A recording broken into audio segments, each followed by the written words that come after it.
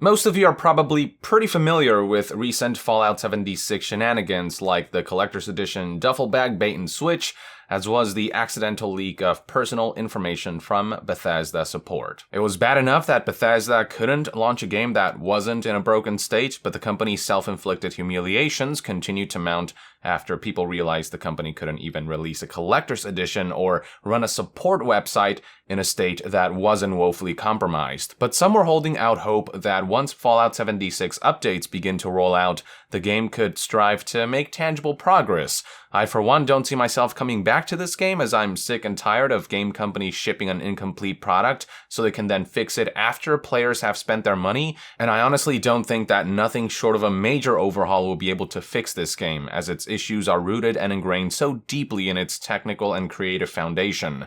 But I know there are people out there who do play the game, find enjoyment in it, and are hoping for swift improvements.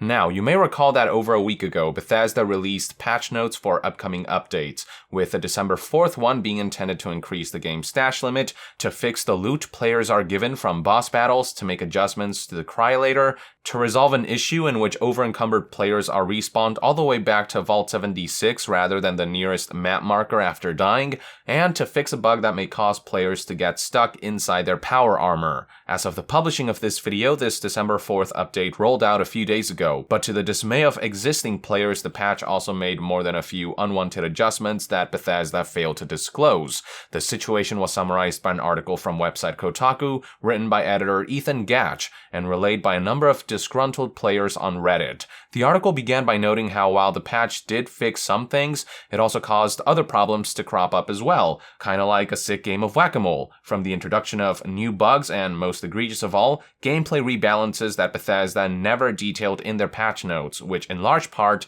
consist of nerfs to fundamental parts of the game that players only discovered after playing the game post-update. In the next paragraph, Gatch detailed his own experience with booting the game up after the patch was applied, noting how the game immediately froze and crashed shortly after booting it up. Once he managed to get past the main menu and load into the game, he apparently spawned with a completely new set of power armor he never had before, with the old one being stuck in his inventory. Gatch also noticed that the artificial intelligence of the game's enemies, which was broken enough at launch, was acting even more strangely than usual, and he also noted that he experienced the infamous and game-breaking damage bug that's been plaguing many players. As detailed by this Reddit post, the bug essentially sees enemies who have been damaged immediately recover all of their HP as though they had never been damaged, making them unkillable. Currently, the only way to resolve this is by logging out of the game and logging back in, after which you never know when the damage bug will return again and force you to restart the game. Beyond the introduction of new technical mishaps, Bethesda also ended up tuning more of the game than what was initially communicated. Kotaku's article noted how a few of these less than ideal adjustments include an increase in the decay rate of fusion cores used for power armors and a reduction of the rate at which resources can be farmed in camps. Because of Bethesda's lack of transparency, people are also left to speculate other potential nerfs, with this Reddit post listing a few possible changes to the game that are up for debate. Some people are noticing nerfs like how legendary spawns and the percentage of them having legendaries on them has been reduced, how plans or blueprints are not awarded as often from events, and how characters over level 50 are now doing even less damage across the board. Again, these particular nerfs are pure speculation that are being debated based on feedback people are providing from their experience, so some of this stuff may be true while others may not be. Unfortunately, conjecture is all Fallout 76 players can resort to at the moment, since Bethesda, for whatever reason, refused to provide informative and comprehensive patch notes. They have even acknowledged this in a response they provided to this particular Reddit thread, stating, quote, "We are working on getting you the information you want and need regarding this latest patch, and we will have this information to share ASAP." People naturally didn't take kindly to this one-note boilerplate response, as it only added to the notion that Bethesda has a proclivity to not get something right the first time around. It would seem as though, much like how Bethesda is leaving it up to players to fix broken aspects of their releases via mods, the company is also leaving it up to players to create proper changelogs and patch notes for them.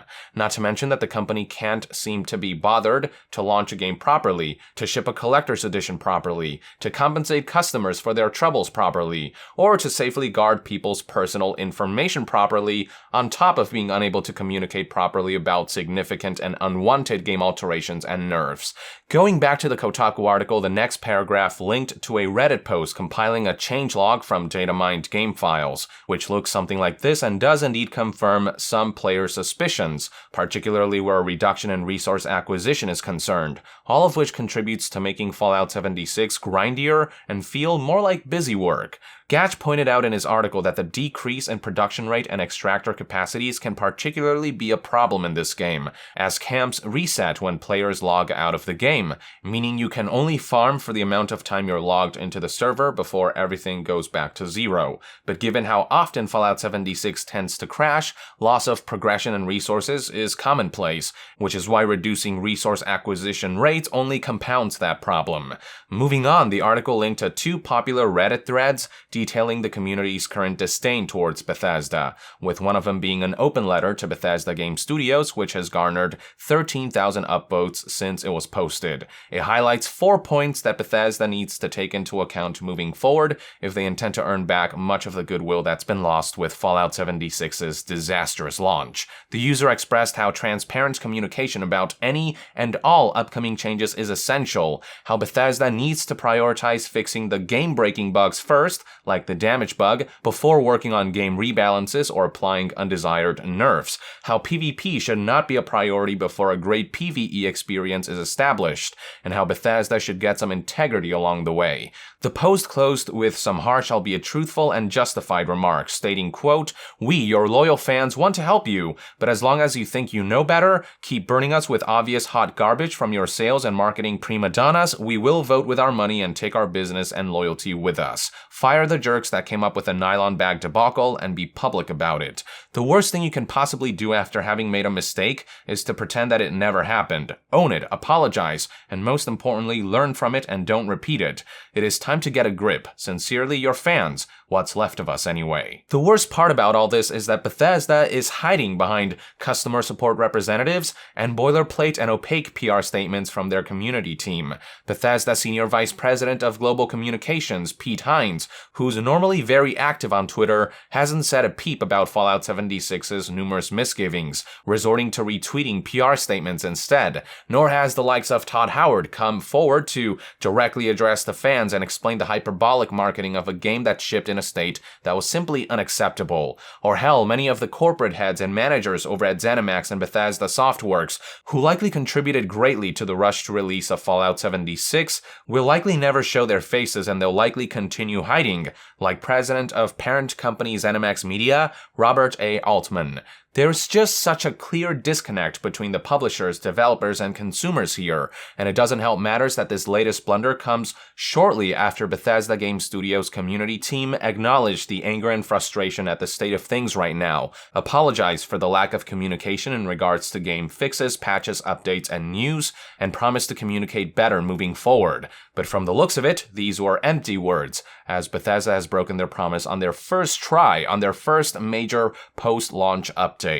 Reddit users have already highlighted the discrepancy between what Bethesda promised a short while back and what's going on right now, like this post right here, which has garnered over 10,000 upvotes. This is all very reminiscent of Bungie's communication mishaps with Destiny 2, a game that underhandedly throttled players' progression by lying about experience points earnings, all for the sake of encouraging microtransactions purchases in the Eververse marketplace, and we all know how that turned out. People had to discover for themselves that something about the game's progression didn't feel right, reminiscent of Bethesda's present circumstances. But at least Destiny 2 had a functional core gameplay, even if many aspects of the game's design were severely marred by Activision's rush towards recurrent monetization. Fallout 76, on the other hand, can't even function properly on the most fundamental of levels, which makes all of this that much worse. How the now disgraced studio intends to redeem itself from a domino effect of baffling missteps is a mystery to me, but the best we can hope for is that Fallout 76 will be a hard lesson learned for future releases. The hope is that Bethesda gets off their high horse and comes to understand the very simple simple fact that insulting your customers' intelligence, as they have done time and again on almost every level with Fallout 76, is the best way to lose their business and loyalty. These are one man's perspective anyway. I'd love to hear what your take is on all of this in the comments below. With that, I would like to end this news update. Thank you for tuning in. If you enjoy my content and would like to support this channel directly, consider donating on Patreon. And to be further updated on all things gaming news, reviews, and discussions, stay tuned right here on Yong Yeah.